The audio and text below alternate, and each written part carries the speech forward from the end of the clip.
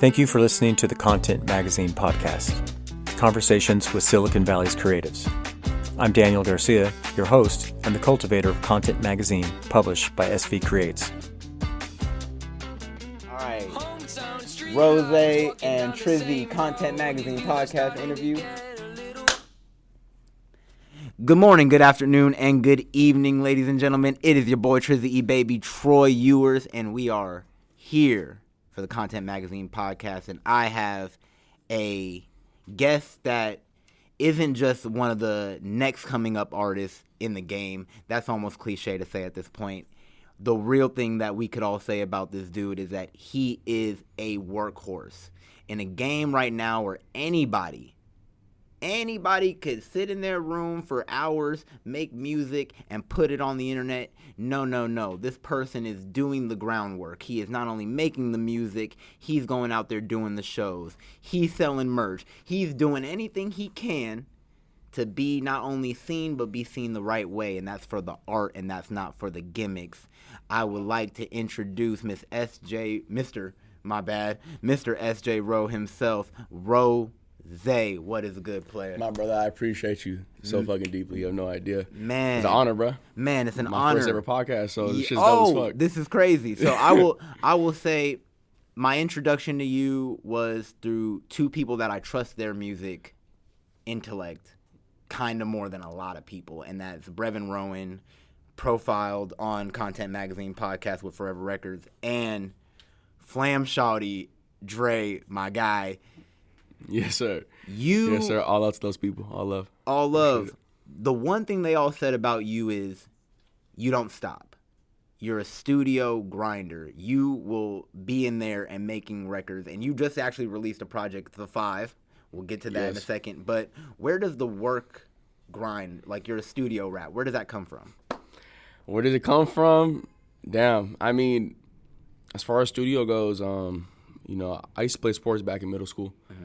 And, leading up to high school. And then when I got into high school, my life trended towards me recording myself more and, like, experiencing more shit in music rather than, like, me hitting the court on my free time. Yeah. So I guess, a couple years into high school, I went over both. I tried doing sports and, like, I was kind of trash. Obviously, I was garbage as fuck. So I was getting into music. And then I got pretty good at junior year. Yeah. So that was the year I decided to go fully music. I quit doing sports full time. It's just how my life went. It started junior year. I started fucking recording myself on my phone, just trying shit over and over and over again. Yeah. And then going into senior year, I got really good. And then when I graduated high school, I've been probably 2-3 years out of high school now, and it just became a normal thing in my routine. It's not, to be honest, like the grind part for me is more like doing the shows, the content. Yeah. The meeting people and shit like that. But doing the music part itself don't really feel like the grind. It just feels natural. I've been doing this shit every day since then. Feels natural. Going back to when I was first starting, I would record myself on my phone every day. And then as I got a little older, I say 18, I started going into clubs to perform. I started hitting actual studios up. I started putting myself out there more, started putting videos out. So where does it come from? It comes from, just an everyday routine that became a normal thing. Yeah.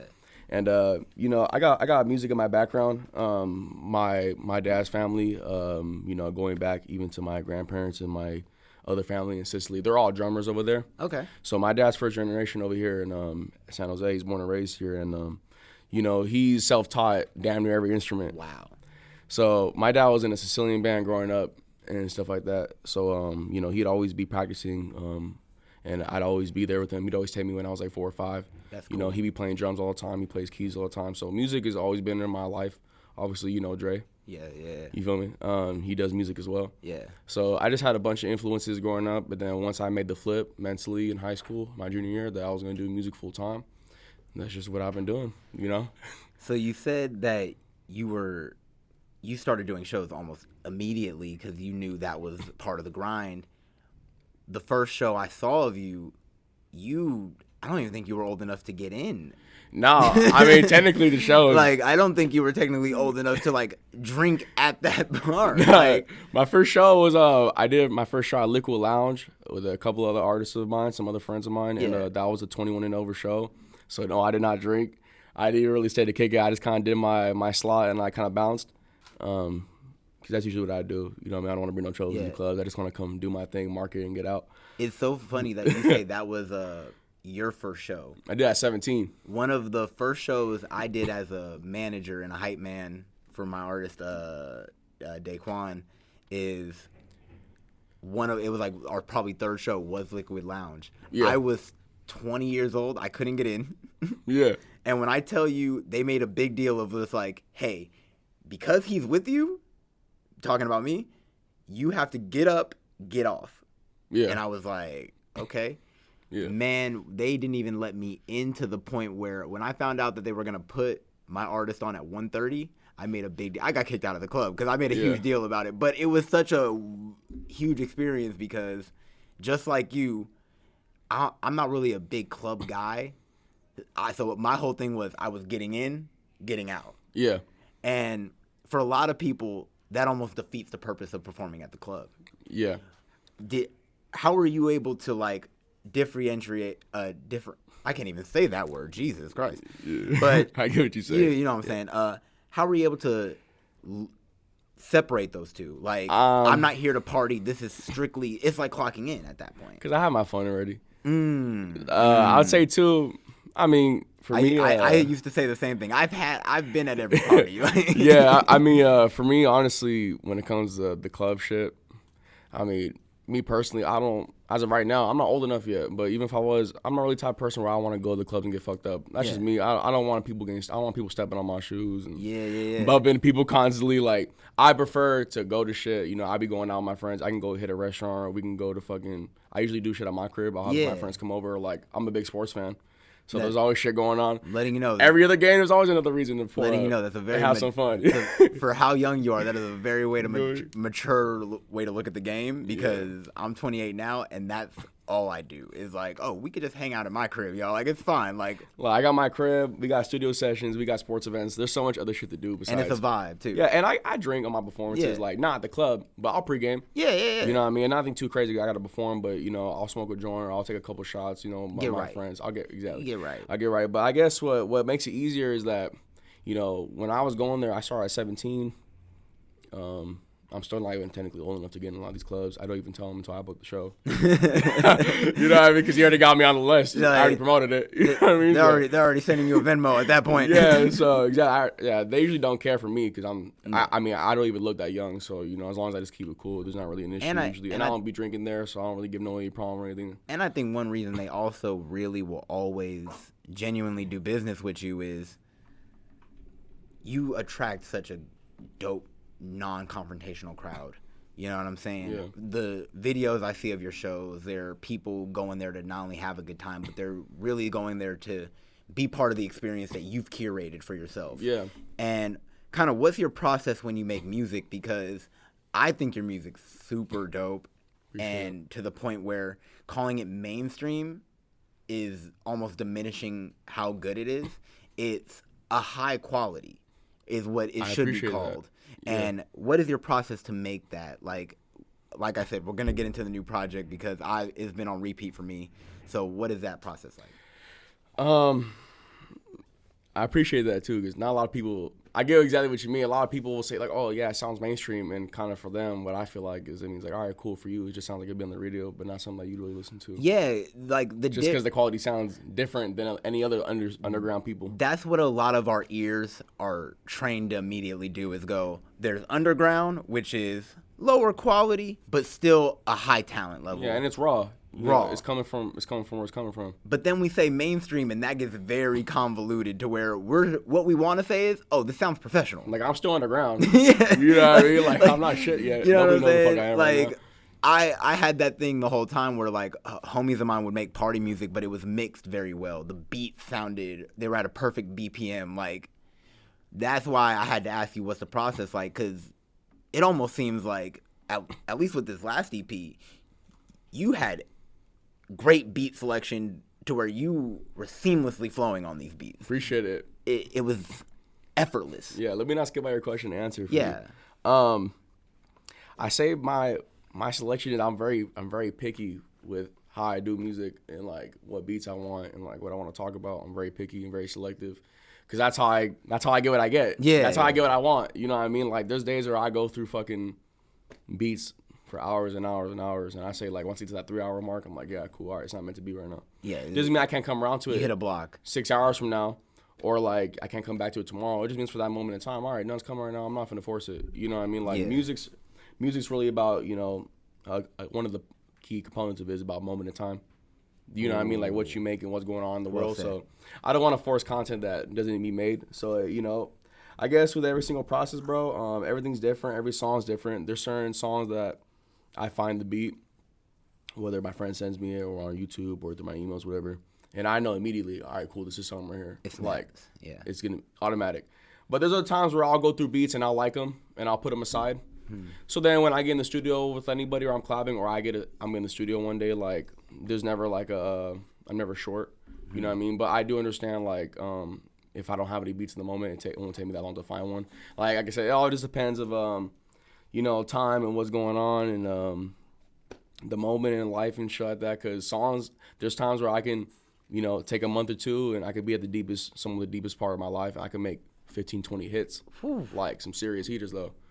But then obviously, there's times where you go 3 to 4 months and you only get like 5, 6 songs. So it doesn't mean they're not bad, but that's all you got, and that's. But you're still going through all of it, like the good, the bad, like the ones that they're good, but they don't hit your standard. Like exactly, you go through that process of elimination, and you get to a certain point where these not only feel right, but let's make a cover for it. Yeah, let's think about a video. Yeah, it's a lot goes into it. It's not just like you make a fucking song one day and like. Well, there is sometimes. You make a song one day, and like, oh shit, let's go do it. And do you take the live experience into consideration when you make the record too? Yeah, I do.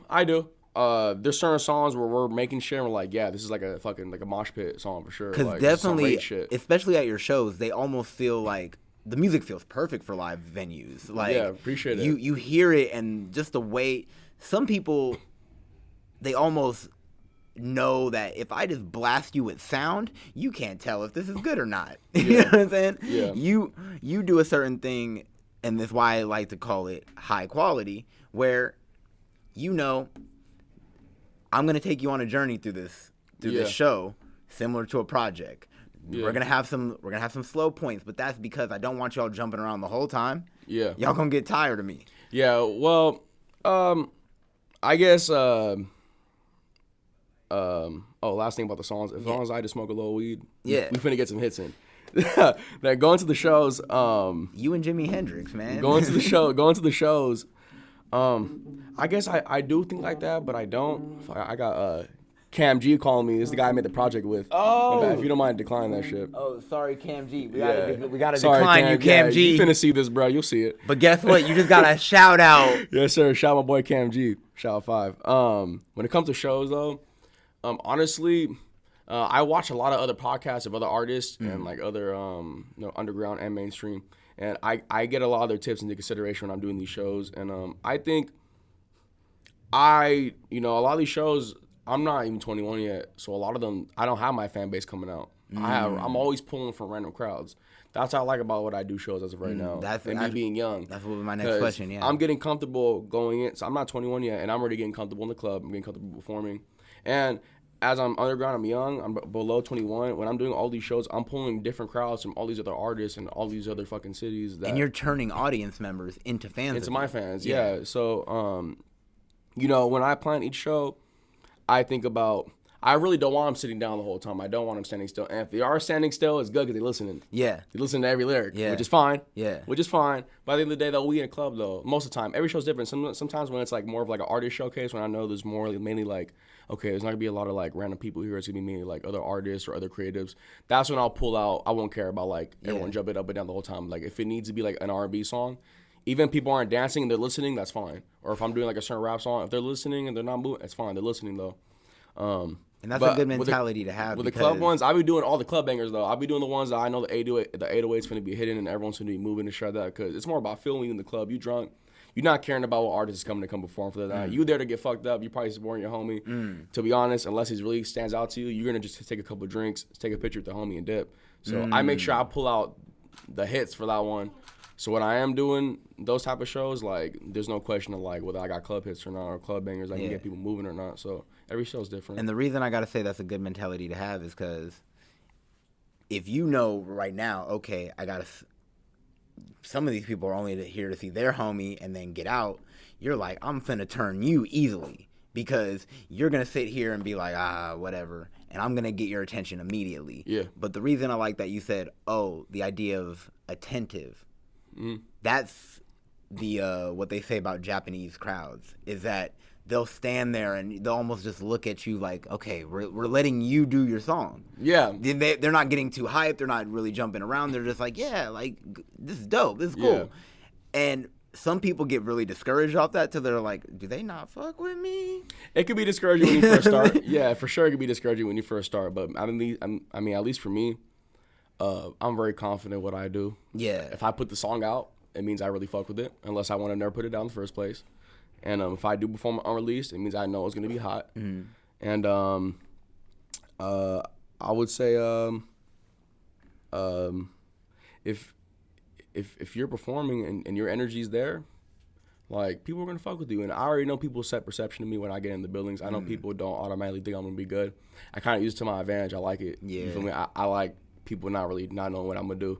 Because it gives me the opportunity to just let me show you the work. Let me show you what I've been doing. It's like being the small guy in a fight. You're like, they don't even know that I got a sick left hook. Yeah, bro, preparation meets opportunity, man. Like, as long as you're prepared, as long as you believe in your craft, bro, like, people going to see it when they see you perform for that first time. They're going to recognize, like, damn, this motherfucker looks legit. Like, he looks like he's doing some shit. And that's just what I'm just trying to do every show. I'm just trying to show people that I want to make good music, and I'm here to have fun. And to shed light on some of your origins again, what are some of the influences that you grew up listening to that were like kind of very instrumental in what you do now? I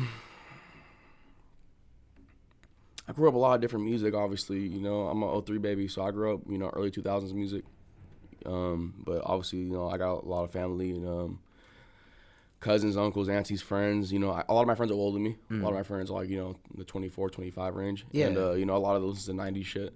So obviously that's what I listened to growing up. But as I got older, and I started listening to my own music, I say, honestly, people like Drake, Future, Torey Lanez, A Boogie, like, along those lines. I like artists that are able to, say what they got to say, but every song don't necessarily they follow the rules, meaning like, they can be singing but rapping the whole song. They be talking about real shit. But they got other songs that are just vibes. It's that blend. Like, it's a blend, you feel me? Like, I want to be an all-around artist. So I've always listened to music. When I finally got in the mindset that I'm going to be an artist, I started listening to music that I want to build myself around. So I listen to, shit like that, Drake, Future.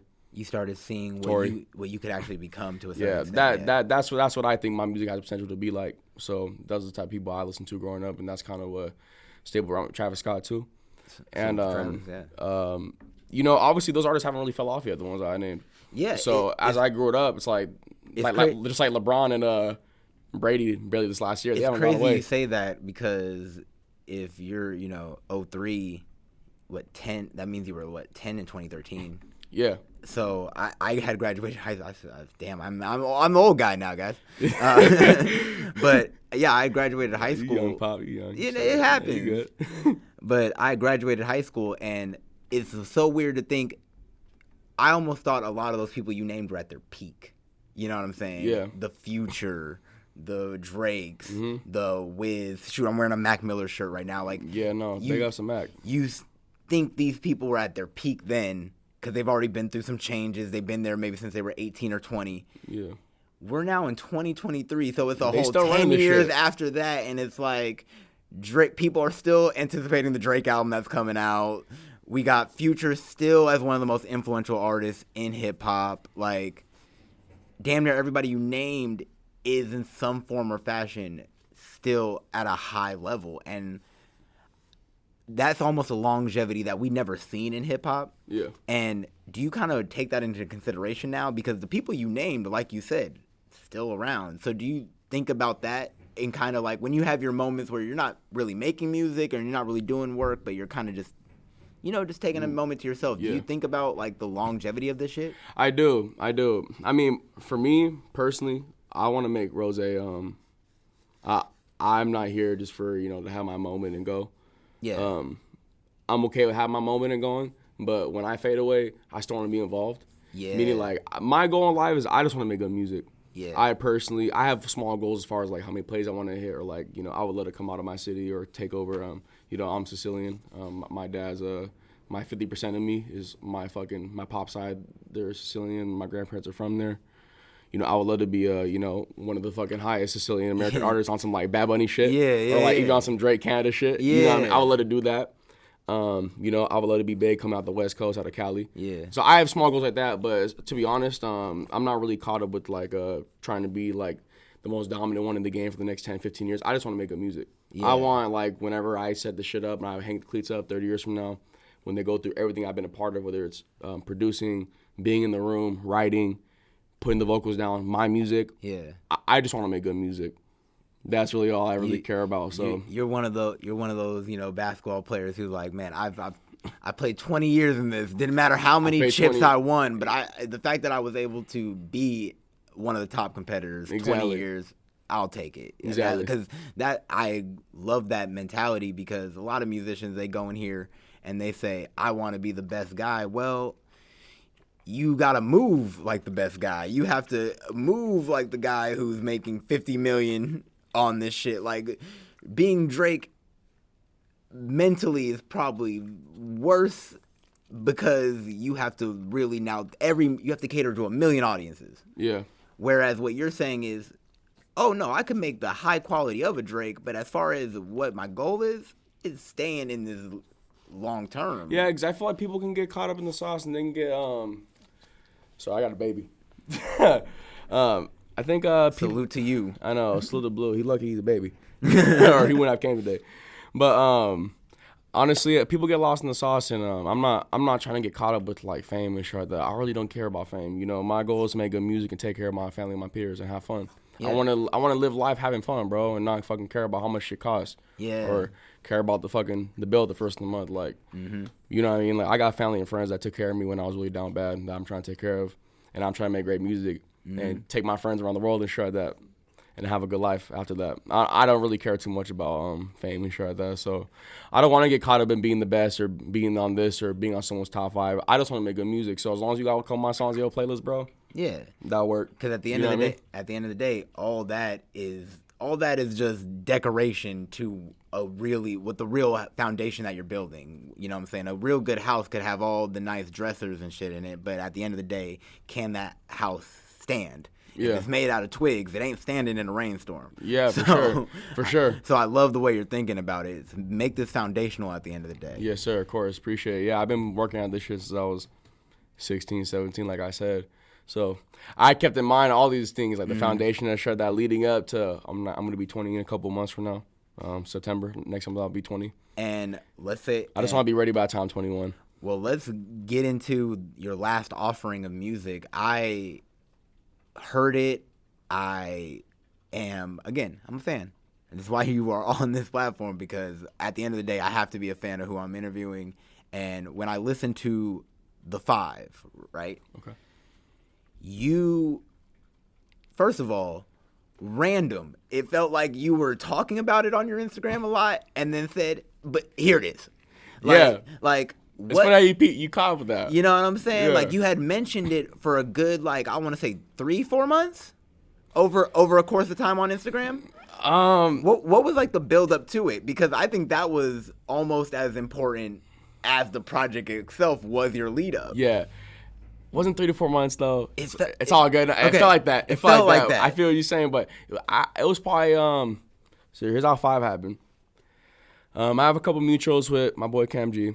Salute to Cam G. Salute to Cam G. I got a couple mutuals, and basically he makes music as well. He's 22. A coworker of his at the time where he used to work at is I grew up playing football with him. Okay. Barry's the Cougars. Shout out Barry's the Cougars. Shout out. You feel me? Shout out.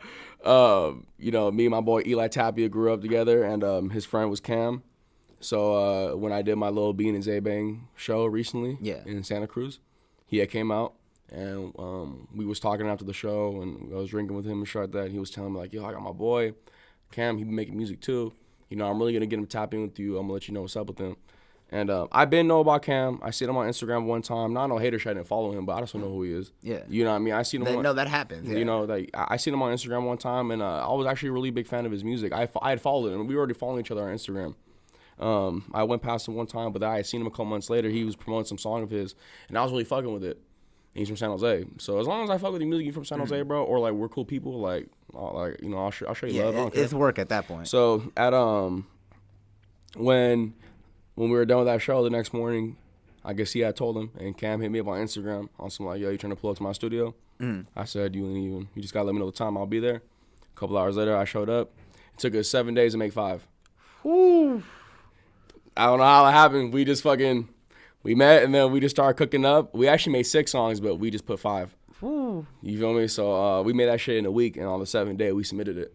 Wow. So not even knowing each other like that, it was just kind of natural chemistry. The reason I guess it felt like 3 months is because it was an immediate just like, I guess you made it and then just was like, plotting on 5. You know what I'm saying? You immediately had a tagline attached to it. You had a whole thing surrounding it to where I was like, oh, he's been promoting this for a whole year now. So second, third day of making the shit case. So what happened was we made On That Gas on the very first day we met each other. Yeah. We made On That Gas. I think I just dropped my pen. And question, it's not recorded in the order that is.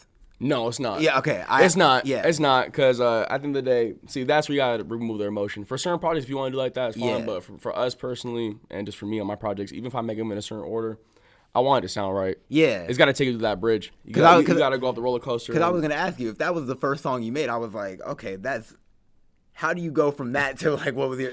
That's we made On That Gas first. We made some sad-ass shit after. Yeah, I know, literally. We made 2 songs the first session. We made some sad ass shit that didn't go on the project. It's called Call Me, but we didn't put that one on there.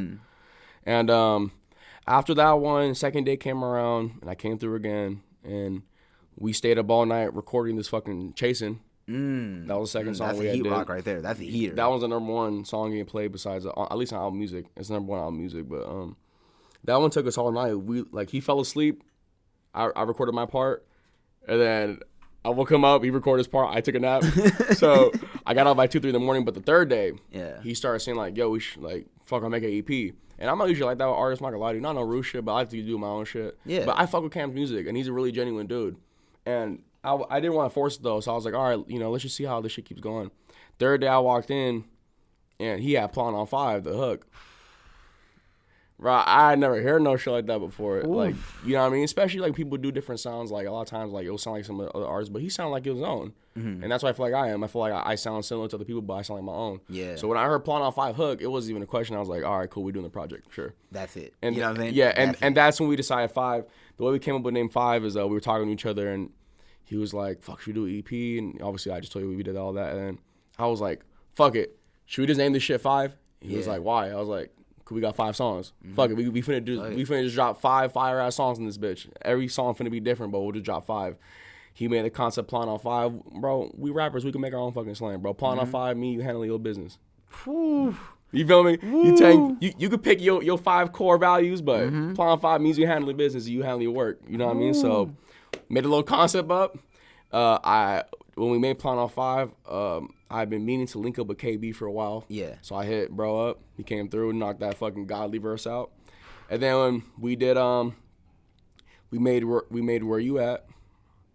So we had the next night. We made like a song every night. Where You At? Definitely probably my second favorite song. Yeah, Where You At? Like Chasing and then Where You At. Like those are like my 2. Yeah, Where You At's a cool little vibe, bro. It's on some Jersey Hall shit. And yeah. It's definitely different. You know, I like doing different genres, and he's the same way. So we had to do one of those. It was his idea to bring it up. Wow. And he found that beat on his own.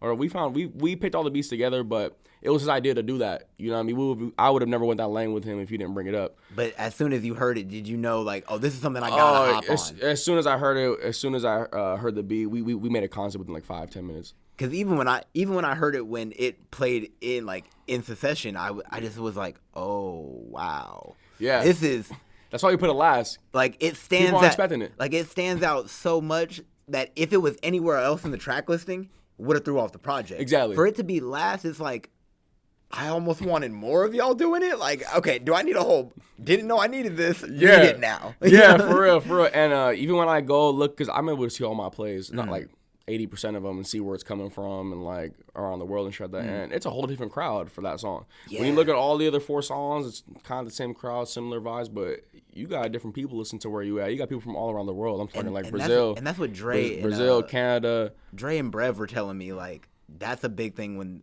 when they like talk to me about music. They're like, yeah, Trizzy, like, dog, people from like fucking Brazil are listening to this shit. And I'm like, wait, what? And then they'll show me the analytics. It's like Brev will have 30% of his listeners from like Mexico or Brazil, and you're like, that's how it is, yeah. Man, how does that feel for an artist? I've put out music, but I was joking. It's like I like rapping for fun. Like it's something I like to do just for, shits and giggles. It's like playing basketball. Yeah. You know what I'm saying? But for people who are actually like really talented at this shit, how does it feel to have like international listeners? Cause that's surreal. That would fuck me up. It really is surreal. And coming from someone that, obviously that's what I make music for. I want it to be global. But if I'm being honest, I think I got more listeners overseas as of right now than fucking San Jose. Oh yeah, I mean San Jose. I'm being real. San Jose, I probably got like a handful of like people listening to me. Probably like a lot of people know me personally, so they're not gonna play my music like that because they know me personally. So for whatever reason, when they hear me out the speaker, it's like a different feeling. It'll pick up eventually, but as of right now, that's just not really how it is. A lot of my players are coming from Brazil, Canada. That's just what comes to the mind first too. But Mexico, obviously, I'm on my, especially on SoundCloud, 85% of my listeners come from the algorithm, come from random people all around the world. They're not from California or from San Jose. I joke with most of my young homies who are getting into music. I joke with all of them, and I'm like, if you're focused here, you won't get nowhere. You're like, we have, with Content Magazine specifically, we're one of the few people trying to profile the people in this area. Yeah. But when I appreciate y'all for doing that. Oh man, sure. We salute to y'all. You know what I'm saying? The artists. But when it comes down to it, if you go to the clubs out here, if you go to the certain scene, you'll see why the fans for y'all are out of San Jose, because what they're actually listening to in the city is drastically different from what we're we just got a different sound. It's a different we sound. cook something a little different in the kitchen compared to everybody else. Exactly. So. And that's why I always have to kind of joke with the artists like, hey, I know it's discouraging at first. You're like, damn, when you look at that SoundCloud analytic and you realize, oh shit, 5th? San Jose is 5th? Bro, a lot of times San Jose, I'm not gonna lie, a lot of times San Jose on the bottom. Yeah, they're not. Yeah, they're sometimes not even in the top 5. I don't care. It ain't bothering me. I'm still making music. But it ain't for y'all. But that's the beauty of the confidence that you learn, because that hurts so many artists that they go, man, I'm not killing it at home. No. Focus out. You gotta understand what market you in. Focus outside the market, because one thing that is proven, when they start seeing you go into L.A., I'll tell you what. Seattle.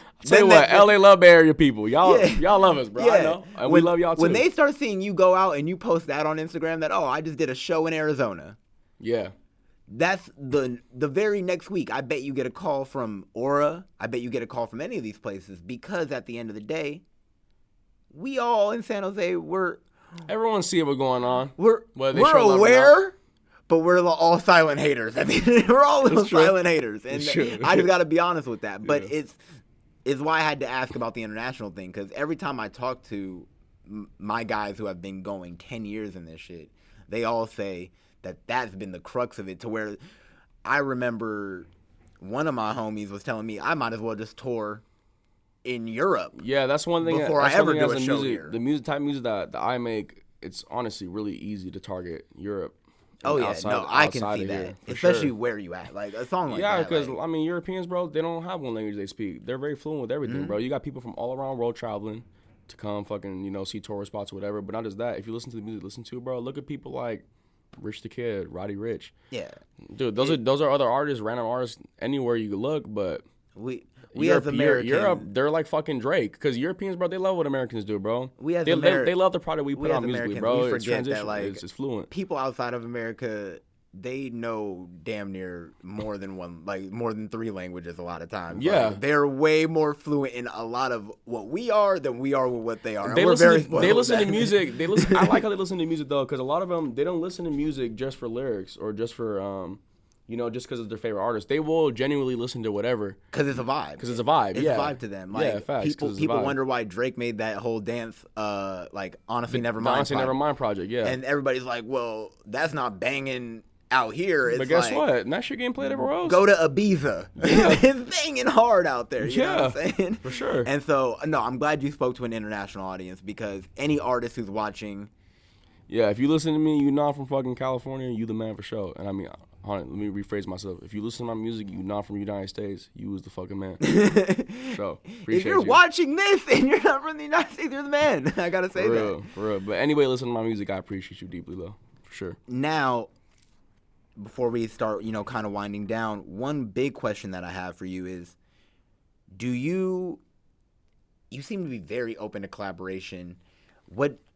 How is that for you? Like sitting, like you even had to say with the KMG thing, you're not really into like the back and forth element, but you were open to it this time. Like where does that sense of collaboration come from? Because you are good at it, I will say. Thank you, I appreciate it. Collabing's a part of music. Yeah. Collabing's a part of music, whether it's direct or indirect. A lot of people sample shit. You know, sampling is a big word. Sampling is a big thing in music. You know, especially a lot now. of music over time gets resampled. That's how sounds are. You know what I mean? But that's another form of collaboration. You think about it, because if you sample a song from 10 years ago, whatever they did in that moment 10 years ago, you use that shit 10 years later for your song. And that's well said. I'm not gonna get too deep into a situation because I'm just talking about music wise, but like Torey Lanez, he does his chicks tape. The Chicks tapes are amazing. The Chicks tapes, those are fire. Those are godly. Like, because for anybody who doesn't know, again, I get the name has some cloudiness around it right now, but we're talking strictly about a project. If you listen to that project, you'll understand that that's how you sample. Yeah, Torey Lanez's Chicks Tapes project, just for people who don't know, just a little, info. What he essentially does is he'll pick an era. Mm-hmm. Or I'm not sure if he picks an era, but he'll pick a collective of samples. Definitely the last one was that early 2000s era. For real, yeah. That's why I really fuck with it the most too. Yeah. He'll take 12 to 20 songs and he'll sample some old music that a lot of people know, or if you didn't know, you'll be a fan of it, and he makes it sound the right way. You feel me? Yeah. And like I said, that's just another form of collaboration. But as far as like with these underground people, it's all about building relationships, and it's about what makes sense. Yeah. You know what I mean? If you make a certain amount of music, if you make a certain type of music, and I can fluctuate to what you're doing, I'm totally down to collab. Mm-hmm. Totally down for sure. I love collabing. I love making, like I said, I want to make good music. So it don't matter whether we collab on a song, or you want to produce, or I write for you, or you write for me. Like, collabing's dope as fuck. I love collabing. It's really just, as long as it just feels natural, we could just get the right moment in time and get shit to work. It's not really a problem for me. You know what I mean? But like I said, every situation's different though. So every year, I meet millions of artists, hundreds of artists. Only 15 I'm going to work with. It don't mean I don't love the other fucking 85 y'all. No. I mean 75 y'all. No. And whatever the fuck the math is. I ain't good at math. 85? I don't fucking know. They didn't hire us to be mathematicians. Yeah, I didn't go to letting fucking college, bro. Like, I just dropped, I didn't go to college shit. We didn't go to school for that. We did other things. I smoke weed and make music, bro. I don't do no math. I talk on a podcast to artists. You thought you were going to get math from me? No. Go to Neil deGrasse 85. Tyson. I had to confirm 85. But, one person, actually 2 people that you collab with, Dre and Chris Bay. Again, I know him for the wrestling. When I found out that he made music, I was amped because he wasn't just making music. He was making music with like people I follow, and like I've been to their shows, and I was like, this is sick. Yeah. That's a homie of yours. Just for my nerd brain, how'd you become homies with him? Dre, real quick, I don't even get too much detail, but Dre's my cousin. What? So when me and Dre made music, Dre, you didn't mention that ever. Dre, my cousin, we grew up in the same household of 11 together. So me and Dre are mud babies. By the way, it makes so much sense. Even the way y'all talk, like it makes so much sense. Okay. As far as CB, obviously, my cousin Dre is sorry guys, I know my dog fucking the whole time, but Blue's here. Yeah, he and chilling. Guess what? He a little nervous. First of all, he's here because he's executive producer of 5. Y'all don't know that. He did. He was executive producing the whole him shit. And the Feather Bottoms. Yeah, trust. Okay, but CB, Obviously with Dre, me coming up, he's 8 years older than me. Yeah. Which when we're young, that's a big difference. But like I said, we grew up house of 11. And our only family here is our only family. So, like, it's not like, oh, we got family here and family here. Like, no, our family comes from Sicily. No, it's a tribe. We got some in New York, but we the only ones here, though. Like, I don't got a deep family like that. And that's very Italian to, like, okay, we're all here now. Yeah, from my dad's side. Yeah, we're all here now. There's only, like, 25 of us, like, type shit. So, it's not a lot of us. But with Dre, for CB, because of Dre, all of Dre's friends, you know, Dre brought me in when I was young. You know what I mean? Like I said, I started getting good at like 16, 17. And I knew CB since I was a kid, since I was 14, 13. Yeah. But obviously when I got older and I was able to make my own relationship with him as a friend, not just as Dre's little cousin. Because a lot of these kids, a lot of these people know me as Dre's little cousin. I'm just a kid when I was coming up. But when I became 17, 18, I feel like with just my attitude and just who I was, I grew a lot. So I was able to make my own relationship with CB. And CB is the coolest fuck, bro. CB calls me, I say, once every 2 months to check in with me, see how I'm doing. And that's kind of why our relationship has stuck through, because he's someone that no matter what he's at in his life, his stance, his cloud, whatever the fuck he's doing in his life, he's always humble enough to check in with me, see how I'm doing. And on a genuine level, see like how I am as a person and shit like that. And I'm like that with him too. I'm always calling him randomly, seeing how he's doing. If he has a show out here, I come through. No, he seems like just the most like down-to-earth dude. Yeah, like, and he's not going to bullshit with you, too. Like, if you're a genuine friend and you're fucking up, he going to let you know you fucking up. No, I remember. Here's how real he is, just so people know he's not bullshitting when he says that. Shout out CB. Shout out CB. I DM'd him just because I was like, dude, like, I'm a fan. I know Dre. Like, just wanted to say what up. And, like, I'm supporting, you know what I mean? And he was just like, oh, thanks, man. And I was like, dog, like, you have potential to be, like, a big star. And he was like, that's cool, bruh, but I love this shit too much to even worry about that. Like, I do this wrestling thing because I love it. I grew up loving it, and I take it seriously. Yeah. So all that star shit is cool, but I'm here. Just like what you said about music. Like, I do this because I love it, dog. Like, if whether I'm John Cena or I'm just at another high school gym, doesn't matter. Yeah. I'm going to wrestle at the end of the day. And I think when you say he's the most real and down-to-earth dude, I had that just little, 5-minute experience through DMs with him on Twitter. But for you to say that is like, oh, man, CB's cool as fuck. Humbling to even know that, like, man, he's like that with everybody, and that's really cool. CB, I've sat there for... After his shows, he's taking the time after his show to chill with me for an hour or two. Every time he comes down to San Jose, we chill. And we'll smoke, and I'll play him. I'll go through my catalog of unreleased, my hour of music, and he'll go through and show me his hour of music. So, And he's got great music for anybody. He's not just a great wrestler. Everybody go fuck with CB. And the way I look at me and CB's collab shit is, if someone like Drake and John Cena were to collab, they finna fucking listen to it. Yeah. So you know what? I don't give a fuck if you a ball player, you a soccer player, whatever. As long as you make music that I feel like I could be a part of, I'll hop on your record. I mean, think about it. I make music with you. Shaq made a song with Biggie, and it's one of the greatest records ever. When I blow up Shaq, I will make a fucking song with you. I don't give a fuck. I'll make a song with you. If you're listening to the Content Magazine podcast, A, come on the show, and B, this is a guy, y'all would make heat together. I'm being honest. Yeah, Shaq underrated. I just seen Shaq's newest shit recently. Come on. He was going off. I know you've seen that. Shaq turned up. Yeah, he was going crazy. Shaq turned up. With CB, he's a genuine dude. He makes good music. He's a good dude. Mm-hmm. He handles his business. He don't bother nobody. He say all bullshit. And those are the type of people I want to be around. I want to be around people that are trying to innovate and get big and stay out of bullshit. Okay. So CB's cool people, man. I'm gonna try to FaceTime CB after this podcast for you. So you can for sure, man. Thank you. He'll probably answer. He usually answers when I call him. One of my last questions before we get out of here and I hit you with a rapid fire question segment. Do you have an idea for your next project? Because I know you have some shows coming. By the way, he always got shows coming. Appreciate it. The reason this podcast can happen is because every weekend he's just performing. He's on a stage. Yes, sir. For the whole August, I was booked out. I had Oakland, Santa Cruz, and then I did San Jose. The whole August. You would have thought he was an independent wrestler. The way he books himself. I know. Somebody asked you one time, like, hey, how do you book your shows? And I was like, well, I just ask myself. Yeah. If I want to do it or not. Am I free Saturday? Fuck it, can I get it? Fuck it, my barber open? Okay, cool. All right, Let me go ahead and fucking. Can I get a shit, fit bro. right now? All right, bet. That's literally all it's about.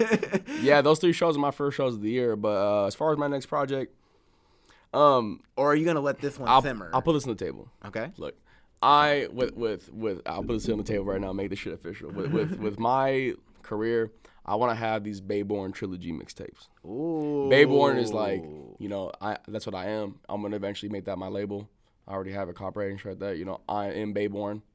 Ooh. You feel me? So I like that name. What I want my mixtapes to be, because my label's gonna be named Bayborn, but Damn, I should have thought of that. the self-named labels basically gonna be. There's not really a motive on like what I want it to be about the projects. I don't want to. That's why I call them mixtapes. I just want them to be a compilation of fire ass music that's made out of me, because whatever I make is Bayborn, because I'm Bay Sound. Even if my shit sounds like other music, I'm from here, so I am always gonna be Bay Sound. It's almost like you're commissioning a series of paintings for yourself. Yes, basically, whenever Bayborn comes out, a fashion line. I want to set the wave of what the sound is, basically. So I want to have a compilation of everything people listen to in the Bay. It doesn't mean I can hit every single one, because some songs don't make sense for me. My sound. But it is it's almost like a fashion collection. Like for this season, I'm giving y'all this. Yeah, this so is the I want Bayborn season. I want to do one while I'm underground. I want to do one when I'm kind of like starting to build some clout, whatever. Like I'm kind of in the door. I'm showing up in front of all these other celebrities, and then I want to do one when I'm mainstream. So I have a plan for that. But as far as that's just a mixtapes go. As far as like sentimental, deep meaning to me projects, I'm working on something called Last Week. Okay.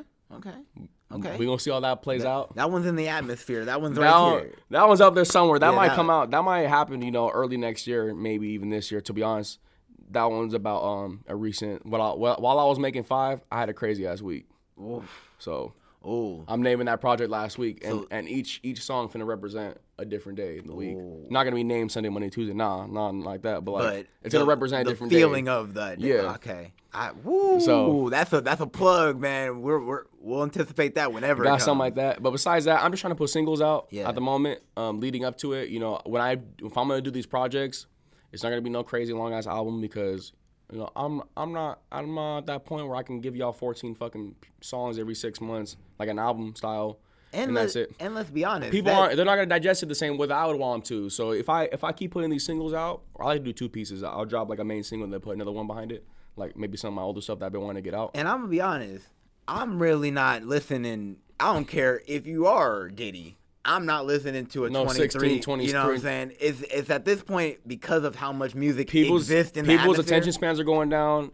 Everyone's putting a bunch of music out. It just doesn't make the sense. It's not the right move market wise for me to fucking put out a 14, 15 song project.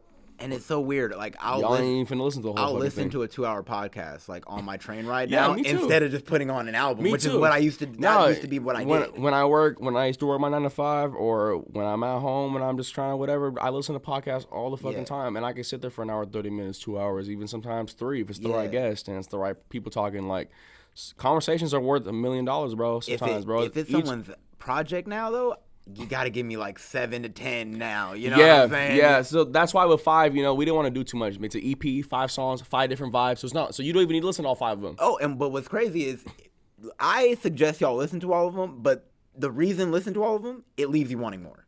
Like, you have one of the few projects, at least this year, where I was like, I need like 5 more. I really feel like forget about who I am, whether I'm underground or mainstream. Like, just forget about Rose and Cam G. 5 is universal. It is. It really is. Like, it's a very sellable product. I will say, like, you can really drop it anywhere in the world, and you'll get people bobbing their heads to it. That's guaranteed. And if you play, I'm very proud that we did that. And if you play the Pepsi challenge, where he can literally say it's someone else, it's Whoopity Scoop from Canada, you guys would be like, oh yeah, I'll listen to it. No, listen to it because it's him, because he not only made a project that's as good or better than a lot of the mainstream acts that people are paying all the money to go to these concerts for. Yes, sir. Because concert tickets are ridiculous. It's ridiculous. It's ridiculous. But he made a project that not only is a quick listen, it's a quality listen. And that's basically what I want to do for all my tapes from here until I get big. That's what I want to do. I want to put little capsules, little Yeah. EPs, 5, 6 songs, 7 songs max. Keep giving these people real art pieces. You know what I'm Shit saying? that people finna listen to. Keep giving them art pieces. A couple things I know we gotta go. I got 03 Greedo, Yes. October 13th. Yes. I'm gonna be opening up for him. Where at? To be Liquid Lounge in San Jose. Okay. Downtown. It's my second show opening up for a big artist like that. My first one was obviously Zay Bang and Lil Bean. And Shout out to another announcement that I know this is gonna come out a little later. I've announced it on my Instagram. Nothing. It's the first time. You hearing this. Exclusive! But I'm gonna be opening up also on December 1st in Santa Cruz for Phoenix Flexing. Woo! So that's happening. Drop one of Clue's bombs for him right now. That's basically it. As far as music goes, I got. Well, you're gonna see it. It's not gonna come out next week, but I got Type of Timing video coming out next week.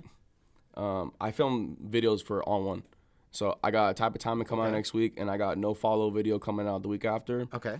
And then my next single will probably come out the same week as this, or if not the week after. But I got a single with Iced Out Flames. Okay. Salute to Iced Out. And a video with Upgood ENT. So shout out the boys. Salute all them. They're shout out homies Tyler for and all sure. of them. Yeah. Yes, sir. Shout out all of them. And that's basically what I'm doing. So show October 13th, show December 1st. Videos in the next couple of weeks, and a new single probably in October. Oh man, I mean, Go stream 5, go stream Smoking Packs, Blowing K's, man, On One, I could talk to Jumpman 23. I could talk to Fire. She Should Be You. My God, Those are all shit that I put out the last year. I could talk to him about just his music for another 2 hours, but man, you're a busy dude. You got a baby right here, so I got a baby. Yes, we got sir. a baby right here. I got a little blue. But before we go, I gotta go whoop some people's asses mad right now. oh, mad in time for the boy. I got some very serious shit I gotta do right now. Please shout out your Instagram, any social media, anything you want to plug right now. You got the camera right there. Yes, sir. Sounds good. Appreciate it. You can find me on any single social media platform damn near at the handle, the letters SJRO, the number 28, SJRO28. You can also find me on my link tree, linktr.ee/RO28. That'll take you to my links for my Apple Music, Spotify, YouTube, whatever the fuck you want to listen to me on. And it has my key videos on there in case you don't want to go through all that. You can skip the bullshit. I got like my main videos that people want to come see me for. I got it on my link tree already. Remember, I said at the beginning, he did the groundwork. He did the hard work for y'all, okay? I'm 19 years old. I go by the name of Rose. And I'm from San Jose, and I'm just trying to step my way in this game, you feel me? And let people hear what I got to say, and let people hear my music. Like I said, I just want to make great music. And he's not only stepping his way through it, he's stomping his way through it, and he's not leaving just a path for other people to follow. He's leaving a wholly blazed trail. My Appreciate goodness. you, sir. Man, this was another episode of the Content Magazine Podcast. I am Trizzy E. Baby. That is Rose. Thank you, and good night. Thank you, Content Magazine. Thank you, Trizzy. And thank you, Daniel. You have a good fucking night. Woo! Thank you for listening to the Content Magazine Podcast. Follow us on social media at Content Mag. Become a member and help us to continue to tell the stories of the South Bay creatives. This episode's music is 408 by Jack Pavlina. Follow him on Spotify and also on his Instagram at Jack Pavlina Music.